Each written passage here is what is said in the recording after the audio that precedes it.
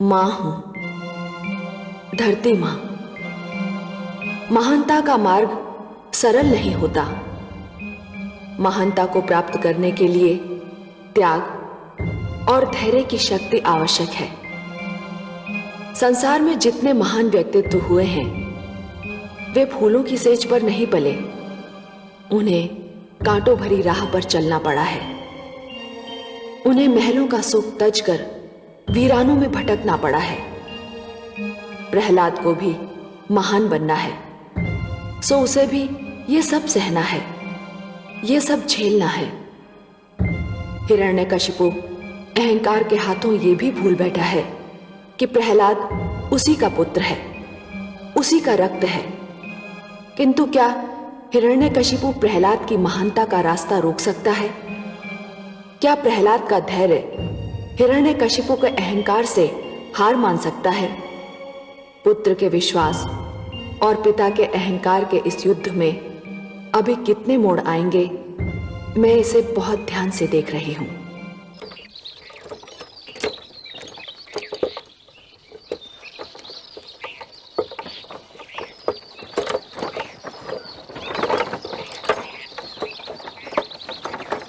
क्या ले जा रहे हो? अनाज लाया हूं माई बाप।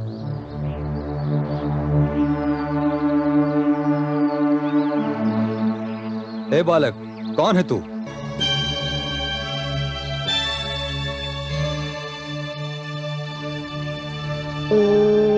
नमो भगवते वासुदेवाय।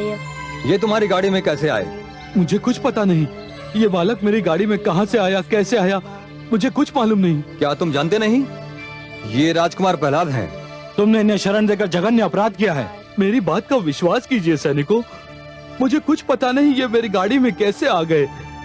मुझे कुछ पता नहीं, मुझे कुछ पता नहीं। इसका कोई दोष नहीं सैनिकों, इसे तो स्वयं पता नहीं कि मैं इस दुखियारे की गाड़ी में कब और कैसे आ गया। लगता है यह मेरे भगवान विष्णु की लीला है। पकड़ लो इन दोनों को। ओम नमो भगवते वासुदेवाय।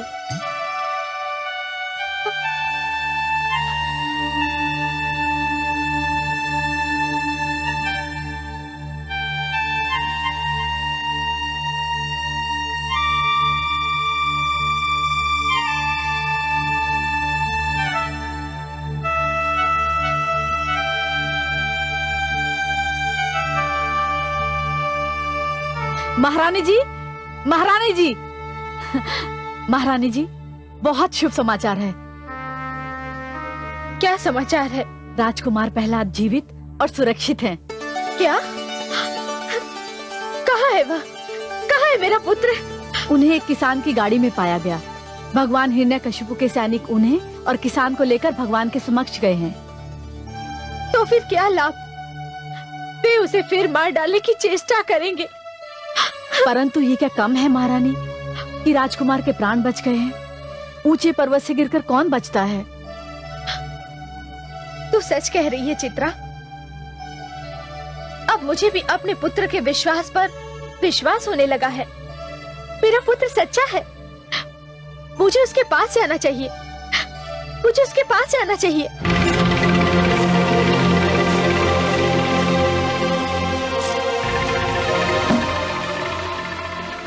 दुहाई है भगवान, दुहाई है, मुझ पर दया कीजिए भगवान, मुझ पर दया कीजिए।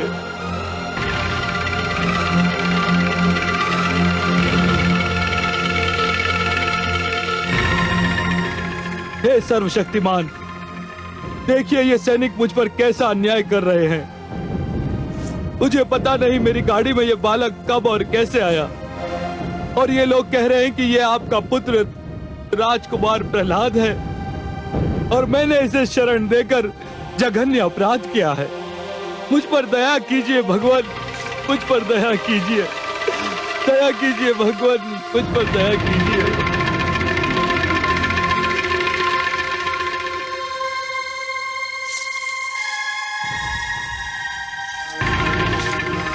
तू फिर बच गया। हाँ पिताश्री, आपका आशीर्वाद है। कैसे बच गया तू? इसलिए पिताश्री, क्योंकि मारने वाले से बचाने वाला अधिक बड़ा होता है। मुझे मेरे भगवान विष्णु ने बचा लिया। दुष्ट, ये जान ले, भली भांति जान ले कि यदि तेरे विष्णु की यह इच्छा है कि तू मरने न पाए, तो मेरा यह संकल्प है कि तू जीवित न रहने पाए। देखता हूं कब तक तेरा विष्णु तुझे बचाता है, कब तक। पुत्र, मेरा पुत्र, पुत्र, पुत्र, मेरा पुत्र। सेनापति अश्वमित्र, आज्ञा भगवान। इस कृषक को मुक्त कर दिया जाए, इसका कोई दोष नहीं।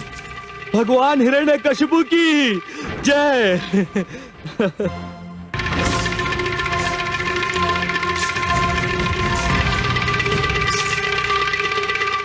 और इसे मां की गोद से खींचकर कारागार की गोद में डाल दो और सामंतों को लेकर मुझे मेरे मंत्रणा कक्ष में मिलो। अब इस दुष्ट के जीवन का अंतिम निर्णय मैं स्वयं करूंगा।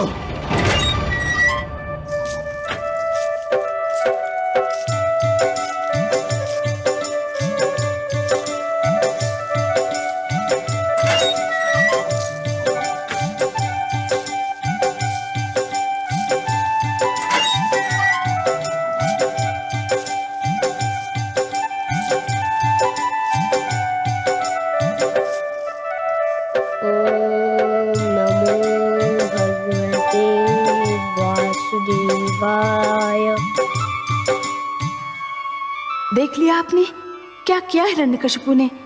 मैं कह रही थी कि पुत्र प्रहलाद को जीवित देखते ही दुष्ट हिरण्यकशिपु क्रोधित हो जाएगा। आप तो जानती हैं महादेवी कि जिस प्रकार बिच्छू की प्रवृत्ति होती है डंक मारना, उसी प्रकार एक दुष्ट दुष्टता के बिना नहीं रह सकता। हिरण्यकशिपु अत्याचार के अतिरिक्त और कर भी क्या सकता है देवी? और आप कह रहे थे कि आपने मेरे पुत्र के प्राणों की रक्षा की है, उसे पर्वत से नीचे गिरने से बचा लिया है। यह भी तो संभव है देवी कि अब प्रहलाद की कथा और भी रोचक हो जाए। कथा तो अब इस मोड़ पे है कि दुखियारी कयाधु का दुख बढ़ता ही जा रहा है।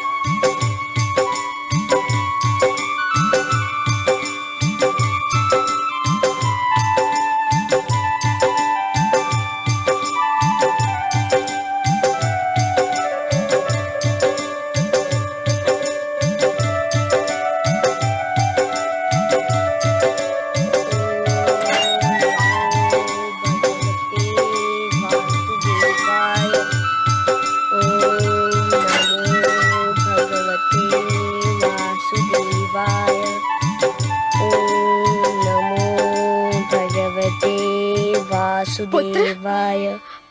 पुत्र,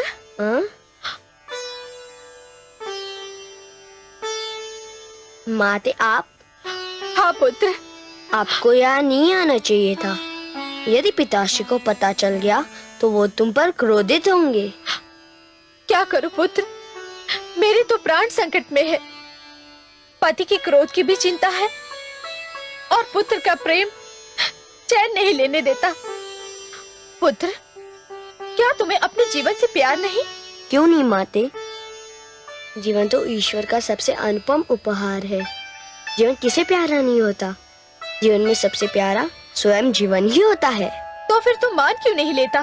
क्या मान लूं माते? जो तेरे पिताजी चाहते हैं, जिसके कारण वे तेरे जीवन के बैरी बन गए हैं। माते, वे जो कहते हैं, जो मनवाना चाहते हैं, उसका संबंध केवल जीवन से नहीं विश्वास से है। विश्वास जीवन से भी महान होता है। जो जीवन बचाने के लिए विश्वास बदल देते हैं, उनसे बड़ा कार्य कोई नहीं होता। और तुम्हारा पुत्र कायर नहीं है माते। उसके शरीर का रक्त तुम्हारे पवित्र दूध से बना है। तुम मेरी चिंता मत करो, मेरे विश्वास पर विश्वास रखो। मुझे मारने जिलाने की शक्ति केवल ईश्वर के हाथों में है। यही तो देवर्षि ने शिक्षा दी थी।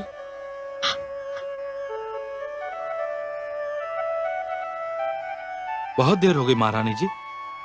महाराज के आदेश के विरुद्ध मैंने आपको राजकुमार से मिलने दिया। कृपया आप जाइए, नहीं तो मेरे प्राण संकट में पड़ जाएंगे।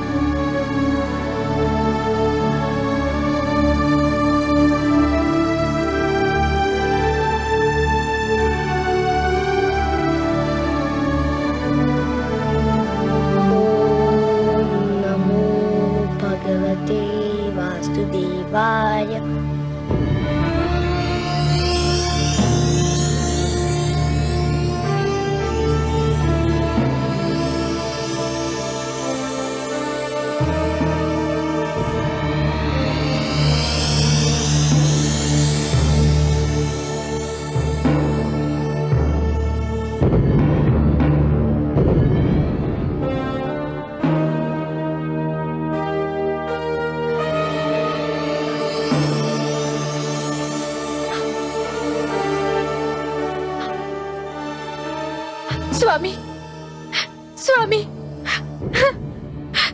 स्वामी, आपने 2 बार मेरे पुत्र का वध करना चाहा, किंतु आपने स्वयं देखा कि वो दोनों बार बच गया। इसे कुछ और नहीं तो प्रकृति की लीला समझकर अब उसके प्राण छोड़ दीजिए स्वामी। आप कहेंगे तो मैं अपने पुत्र को लेकर आपके राज्य की सीमाओं से कहीं दूर चली जाऊंगी। मैं आपको वचन देती हूँ कि मैं अपने पुत्र को आपके समक्ष कभी नहीं आने दूंगी, कभी नहीं आने दूंगी। महारानी, प्रश्न ये नहीं कि वो मुझे दिखाई देता है या नहीं, प्रश्न ये है कि वो मुझे ईश्वर मानता है या नहीं, या मेरी भांति विष्णु को अपना बैरी बनाता है या नहीं। यदि वो ये नहीं मानता और ऐसा नहीं करता तो उसका अस्तित्व मेरे लिए संकट है, और जो भी मेरे लिए संकट बनेगा उसे जीने का कोई अधिकार नहीं। महारानी, उस पर नहीं तो मुझ पर दया कीजिए स्वामी। पिता को पुत्र पर दया नहीं आती तो माता को ही उसके जीवन की भिक्षा दे दीजिए। महारानी, आप पत्नी भी हैं और माता भी। आप अपने जीवन के क्षेत्र का निर्धारण कर लीजिए। अब सोच लें कि आप पतिव्रत धर्म की सीमाओं में रहना चाहेंगी या उसे तोड़कर पुत्र मोह के घेरे में। महारानी, मैं केवल पिता ही नहीं, राजा और ईश्वर भी हूं। ईश्वर, और मेरे लिए ईश्वर होना पिता होने से कहीं अधिक महत्व रखता है। महारानी,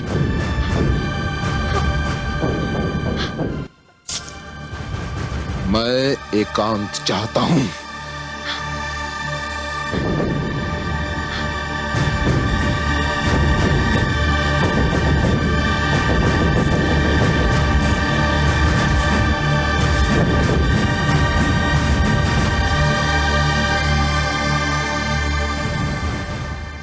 भगवान हिरण्यकश्यप की जय हो।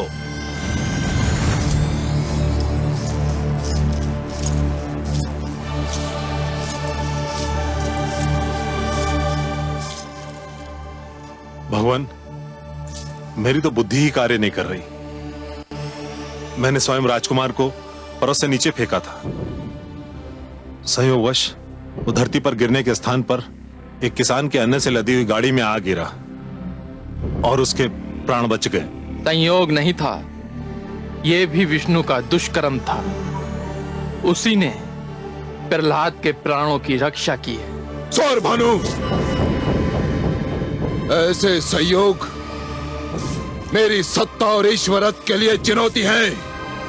ऐसे संयोगों को घटने का अवसर नहीं मिलना चाहिए।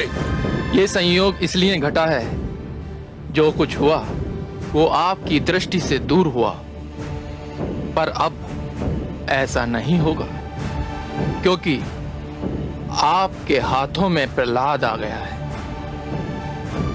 मुझे एक अनुपम उपाय सूझा है प्रहलाद की जीवन लीला का अंत करने का। क्या उपाय है? शीघ्र बताओ, शीघ्र बताओ। प्रहलाद कारागार में बंद है। कारागार के समस्त बंदियों के लिए भोजन जलपान दिया जाता है।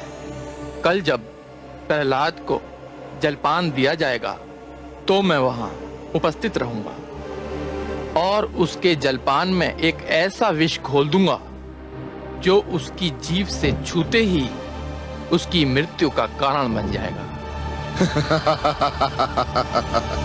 सुंदर, अति सुंदर स्वर भानु।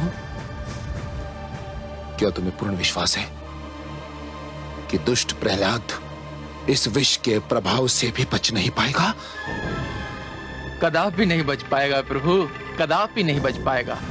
समझ लीजिए कि कल प्रहलाद अपने जीवन का अंतिम सूर्योदय देखेगा। उसके उपरांत उसके जीवन का सूर्य सदा सदा के लिए अस्त हो जाएगा।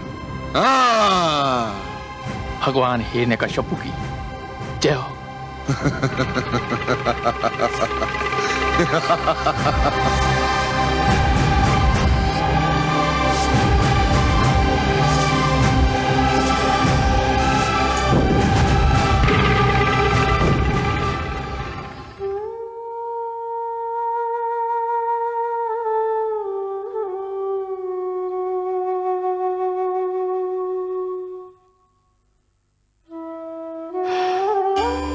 नारायण नारायण।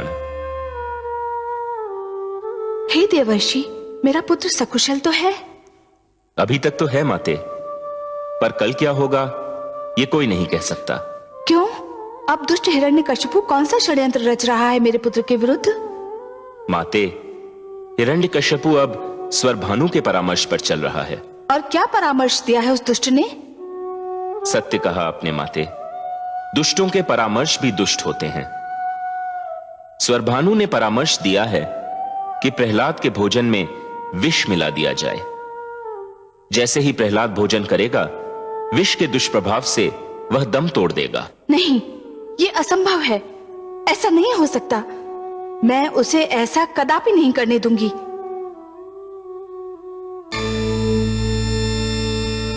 अरे, माता तो विष का नाम सुनते ही अंतर्धान हो गई। क्या हुआ देवर्षि? आप आश्चर्यचकित क्यों दिखाई दे रहे हैं? प्रणाम जनार्दन।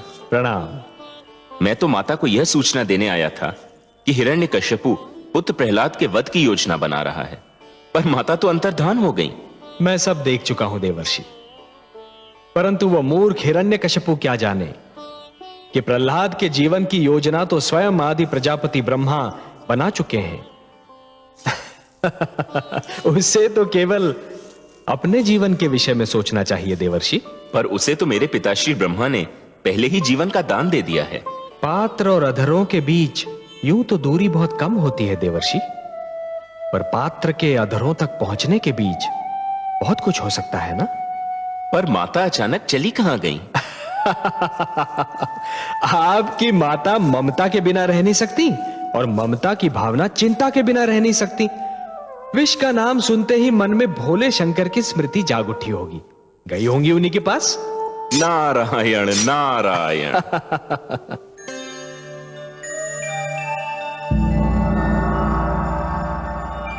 प्रणाम भोलेनाथ।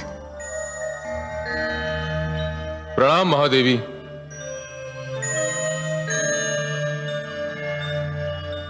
देवी, आप कैलाश पधारकर सदा मुझ पर उपकार करती हैं, पर मुझे दुख होता है क्योंकि आपको कष्ट उठाना पड़ता है।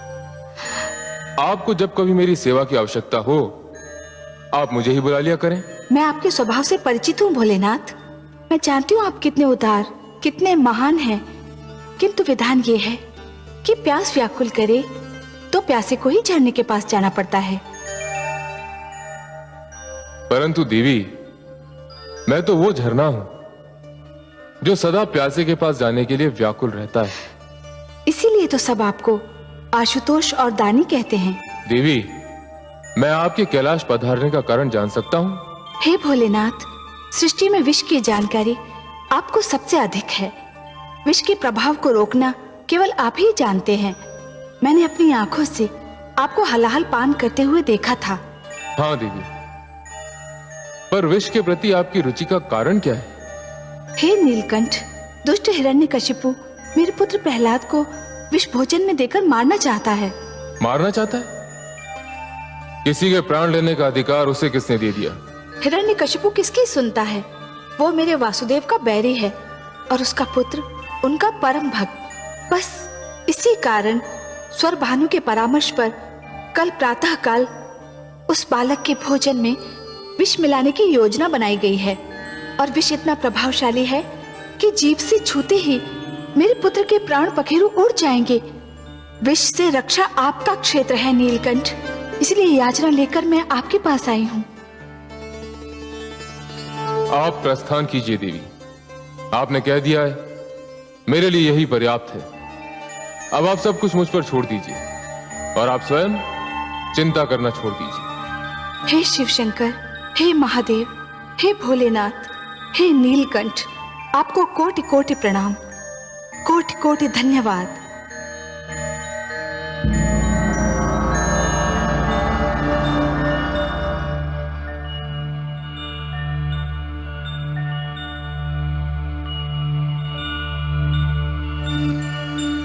रुको दासी,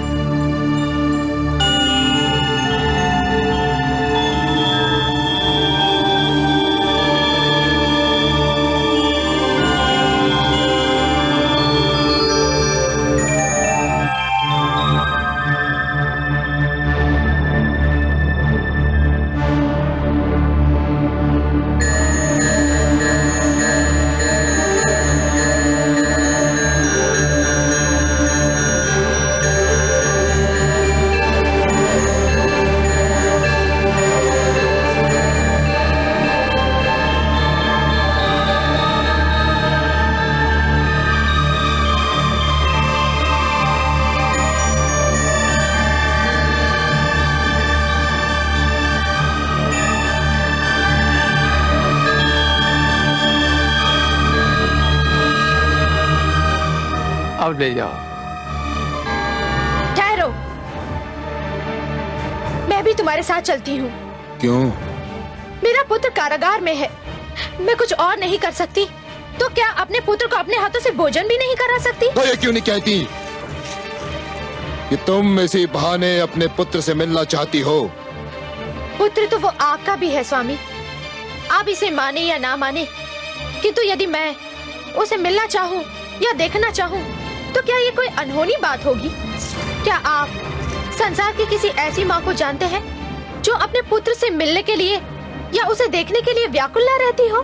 मेरे लिए वो केवल मेरा विद्रोही है, विद्रोही। किंतु मेरे लिए तो केवल मेरा पुत्र है। मुझे उससे घृणा है, अपार घृणा। मुझे उससे प्यार है।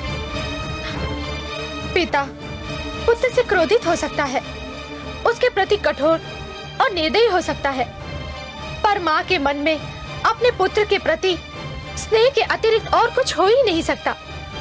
यदि माँ अपने पुत्र से रूठ भी जाए तो भी वह उसका भला ही चाहेगी।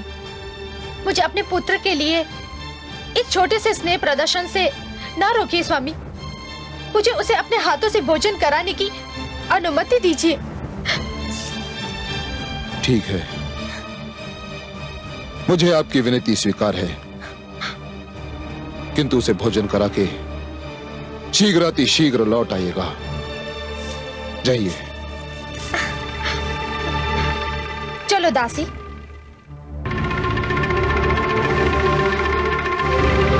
यह आपने क्या किया भगवान? स्वर भानु,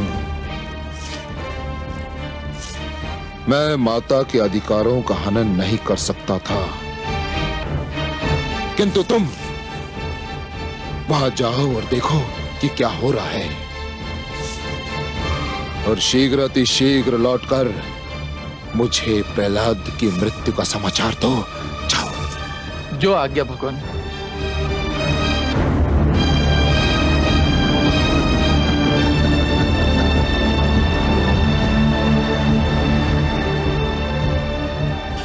देखिए आपने हिरण्यकशिपु की क्रूरता सर्वेश्वर। महादेवी, वो यदि क्रूर नहीं होता तो असुर क्यों कहलाता? पुत्र पिता का वध कर देते हैं, ये तो मैंने कई बार देखा है, किंतु एक पिता अपने पुत्र का वध करना चाहता है, ये तो पहली बार देखा है। विनाश काले विपरीत बुद्धि। जब मन में अहंकार जन्म लेता है महादेवी, तो सर्वप्रथम मन की कोमल भावनाओं को समाप्त कर देता है, और जब मन की कोमल भावनाओं का अंत होता है तो वो पतन का पहला संकेत होता है। जिस प्रकार पत्थर की चट्टान पर पुष्प नहीं खिल सकते, उसी प्रकार कठोर हृदय में सुंदर भावनाएं नहीं रह सकती महादेवी। जानती हूँ कमल नयन, किंतु खेद इस बात का है कि माता को ज्ञान ही नहीं कि जो भोजन वो अपने पुत्र के लिए ले जा रही है वही उसकी मृत्यु का कारण बन सकता है। महादेवी, किसी की मृत्यु का समय और मृत्यु का कारण विधाता भाग्य लेख में लिख देते हैं। विधाता के अतिरिक्त कोई भी और किसी की मृत्यु का कारण न बन सकता है और न बना सकता है। विधान है कि जो दूसरों के लिए गड्ढा खोदता है स्वयं उसी में जाकर गिरता है। हिरण्यकशिपु प्रहलाद की मृत्यु का नहीं, स्वयं अपनी मृत्यु का साधन जुटा रहा है। देखिए तो सही क्या होने जा रहा है।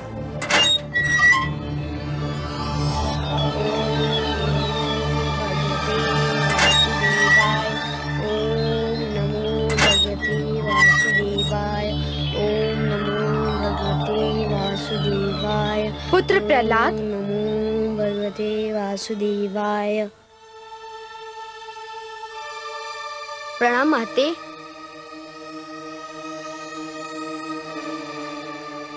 जुग जुग जियो मेरे लाल। आज मैं तुम्हें अपने हाथों से भोजन खिलाऊंगी। यह तो बहुत अच्छा है, तब तो भोजन करने में बड़ा आनंद मिलेगा। तुम जब भी अपने हाथों से मुझे भोजन कराती हो, मैं भूख से दुगना भोजन कर जाता हूँ। न जाने क्या जादू है तुम्हारे हाथों में। आओ पुत्र।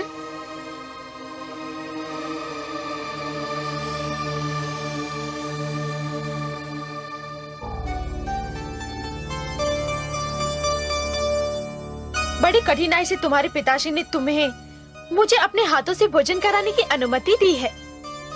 मैं तो ये सोचती थी कि न जाने कारागार में तुम भर पेट भोजन करते भी होगे या नहीं, इसीलिए मैं आज तुम्हें अपने हाथों से भोजन कराना चाहती थी। तो कराइए ना माते, भूख के मारे मेरा दम निकला जा रहा है।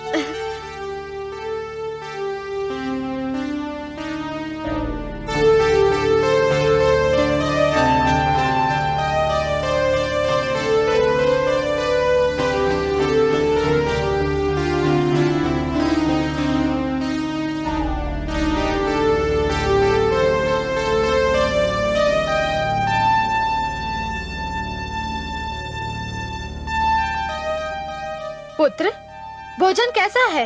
आहा, क्या स्वादिष्ट भोजन है। बड़ा आनंद आ गया। खीर, मेरी मन भावन खीर।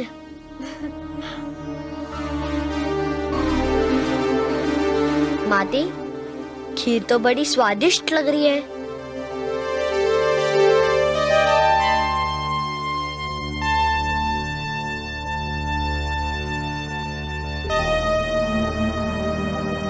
पियो न पुत्र।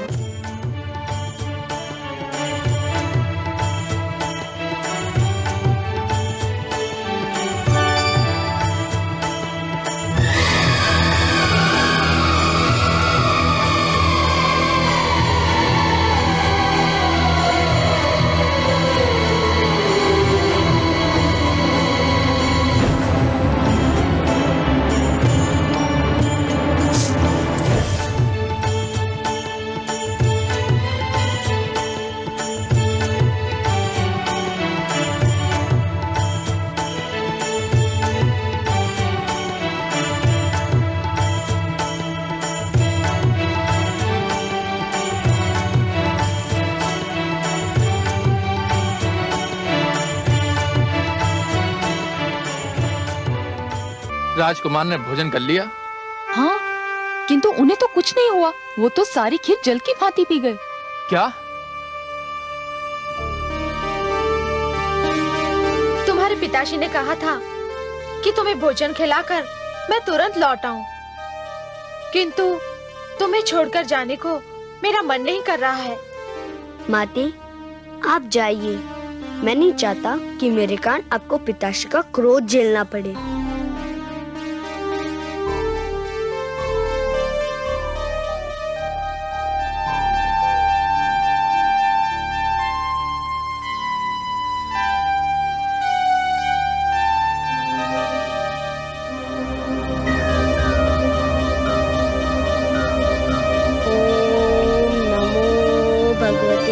वासुदेवाय।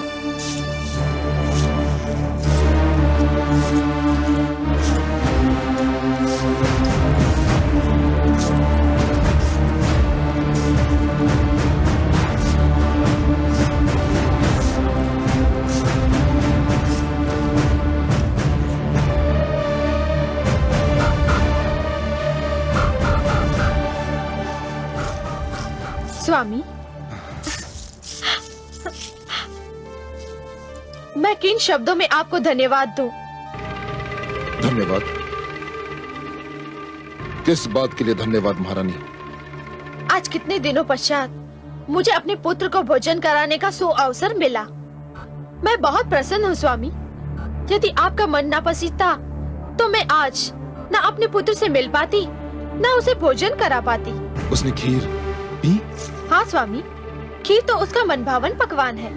वह खीर पीकर बहुत प्रसन्न हुआ। आपका पुत्र सर्वथा स्वस्थ है? एकदम स्वस्थ, और आपकी कृपा से बहुत रिष्ट पुष्ट भी। कारागार के कठोर जीवन का उस पर कोई प्रभाव नहीं। स्वामी, मैं आपकी अत्यंत आभारी हूँ।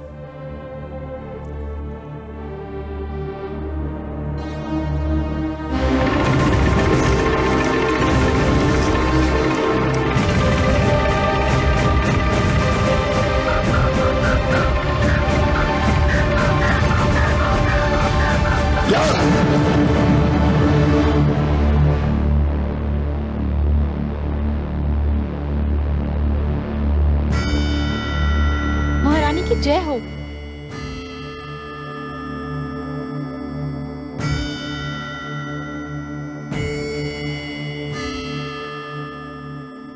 महारानी, राजकुमार स्वस्थ तो है ना? उन्हें कुछ हुआ तो नहीं? विचित्र बात है, आज तो जैसे अचानक सभी को मेरे पुत्र के स्वास्थ्य की चिंता हो गई है। अरे बावली, पुत्र ने अपनी माँ के हाथों से भोजन किया है। यदि उसे कुछ होता भी तो माँ के हाथों से खिलाया भोजन खाकर वो ठीक हो जाता। पर बात क्या है? महारानी, महारानी, वो क्या बात है? तू बताते बताते चुप क्यों हो गई? बता, क्या बात है? बोल। कहीं मेरे पुत्र के विरुद्ध कोई षड्यंत्र तो नहीं रचा गया है? वही हुआ है महारानी, वही हुआ है। क्या हुआ है? बोल। आपने जो भोजन राजकुमार को दिया था उसमें विष मिला हुआ था। क्या? हाँ महारानी, दुष्ट स्वर भानु ने मेरे सामने खीर में विष टपका दिया था। नहीं, ये नहीं हो सकता। अरे दुष्टा, तूने मुझे बताया क्यों नहीं? भगवान हिरण्यकशिपु के भय से मेरे मुख पर ताले पड़ गए थे महारानी। हे ईश्वर, ये क्या हुआ? मैं अपने ही हाथों से अपने कलेजे के टुकड़े को विष खिलाई? नहीं, नहीं।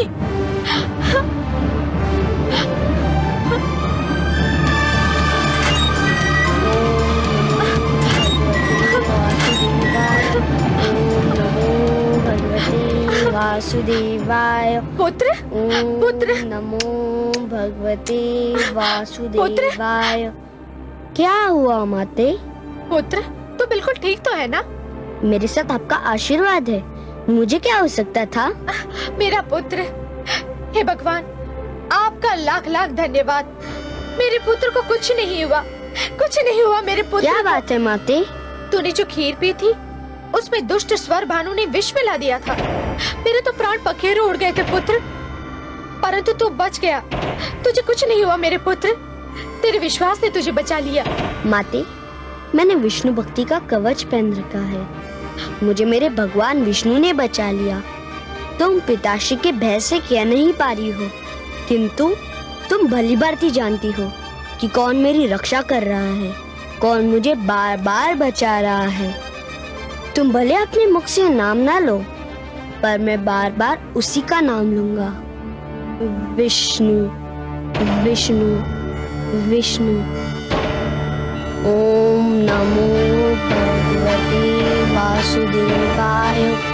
ओम नमो भगवते वासुदेवाय। ओम नमो भगवते वासुदेवाय। ईश्वर पर विश्वास हो, जिसका अड़िग अपार, हानि न हो उसको भले शत्रु बने संसार।